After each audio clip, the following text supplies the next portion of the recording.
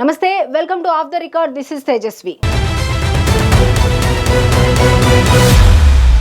కేసులంటే భయం లేదన్నారు, జైలంటే లెక్క లేదన్నారు, దేనికైనా రెడీ అన్నారు, మీసాలు తిప్పారు, తొడలు కొట్టారు, పోలీసులకే సవాళ్లు విసిరారు.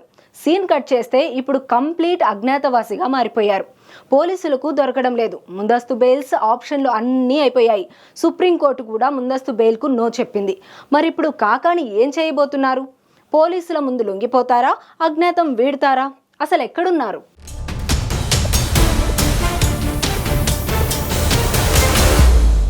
సింహపురి రాజకీయాలు మంచి రసవత్తరంగా మారుతున్నాయి. ఒకప్పుడు చక్రం తిప్పిన వారు ఇప్పుడు అడ్రస్ కూడా కనిపించడం లేదు. అంతలా సీన్లు మారిపోయాయి. విషయం ఏంటంటే మాజీ మంత్రి కాకాని గోవర్ధన్ రెడ్డి నెల్లూరు వైపు కన్నెత్తి కూడా చూడడం లేదు. ఎక్కడున్నారో కూడా తెలియదు. క్వాడ్స్ అక్రమాల కేసులో తాజాగా సుప్రీంకోర్టులో ముందస్తు బెయిల్ పిటిషన్ కూడా వేశారైనా. అయితే ముందస్తు బెయిల్ ఇచ్చేందుకు సుప్రీం ధర్మాసనం నిరాకరించింది. క్వాడ్స్ అక్రమాలు, భారీ ఎత్తున పేలుడు పదార్థాల వినియోగం, అట్రాసిటీ కేసుల్లో A4 గా కాకాని ఉన్నారు. పొదలకూరు పోలీస్ స్టేషన్లో ఆయనపై ఫిబ్రవరిలో కేసు నమోదైంది. గత 2 నెలలుగా పోలీసులకు దొరకకుండా కాకాని అజ్ఞాతంలో ఉన్నారు. ఇటీవల హైకోర్టు కూడా ముందస్తు బెయిల్ నిరాకరించింది. తాజాగా సుప్రీంలో పిటిషన్ విత్ డ్రా చేసుకోవడానికి అనుమతి ఇవ్వాలని కాకాని తరపు న్యాయవాదులు బతిమిలాడిన ధర్మాసనం ఒప్పుకోలేదు.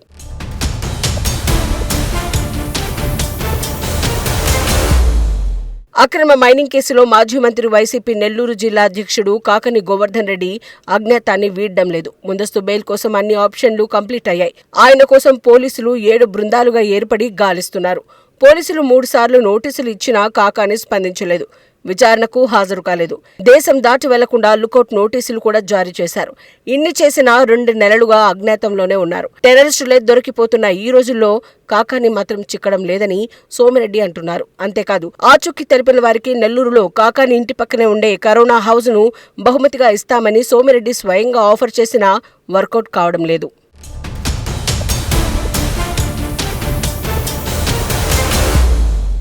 అసలు ముందస్తు బెయిల్ వచ్చాకే కాకాని నెల్లూరుకు వస్తారా అన్న డౌట్లు పెరుగుతున్నాయి.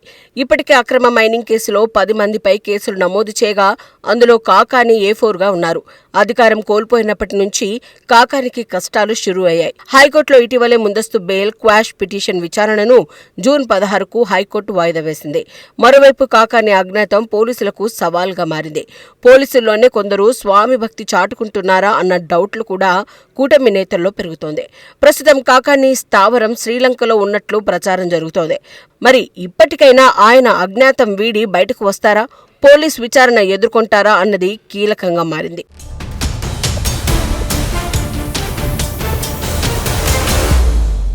ఇలాంటి అరెస్టులకు, కేసులకు భయపడేది లేదన్న కాకాని ప్రస్తుతం పోలీసుల విచారణ నుంచి తప్పించుకుని తిరగడం ఏంటన్న చర్చ లోకల్ గా జరుగుతోంది.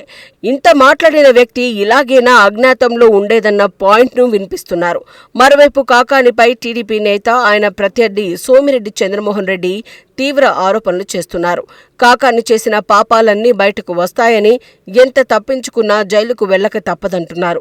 సర్వేపల్లి నియోజకవర్గంలో భారీగా భూదోపిడికి పాల్పడ్డారని, తనపై 17 అక్రమ కేసులు పెట్టించారన్నారు. కాకాని డబ్బు కోసం గడ్డి తినడంతోనే పాపాలు వెంటాడుతున్నాయన్నారు. అంతేకాదు కాకాని ఆచూకీ తెలిపిన వారికి బహుమతులు ఇచ్చేందుకు సిద్ధమంటున్నారు.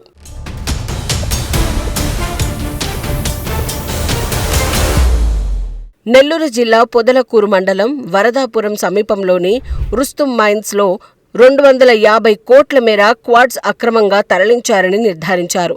మైనింగ్ ఏడీ బాలాజీ నాయక్ ఫిర్యాదుతో ఫిబ్రవరి 2న పొదలకూరు PS లో కేసు నమోదైంది. కాకాని చెబితేనే తాము చేశామని A1, A2, A3 నిందితులు ఒప్పుకున్నారు. దీంతో ఆయన మెడకు ఈ వ్యవహారం మరింత గట్టిగా బిగుసుకుంది. ఏప్రిల్ 10న దేశం విడిచి వెళ్లకుండా లుకౌట్ నోటీసులు కూడా జారీ చేశారు. ఇప్పటికే హైదరాబాద్, బెంగళూరు, చెన్నై, ముంబై వంటి చోట్ల పోలీసులు కాకాని కోసం ముమ్మరంగా గాలించారు. కాకానిపై కేవలం అక్రమ మైనింగ్ కేసే కాకుండా వెంకటాచలం పోలీస్ స్టేషన్, కావలి, ముత్తుకూరు పోలీస్ స్టేషన్లలో పలు కేసులు నమోదయ్యాయి. మాజీ మంత్రి సోమిరెడ్డి చంద్రమోహన్ రెడ్డికి విదేశాలలో 1000 కోట్లు ఆస్తులున్నాయని నకిలీ డాక్యుమెంట్లు సృష్టించిన కేసు కూడా కాకానిపై ఉంది. సో మరి పోలీసులు కాకాని అజ్ఞాతవాసానికి చెక్ పెడతారా లేదా అన్నది చూడాలి.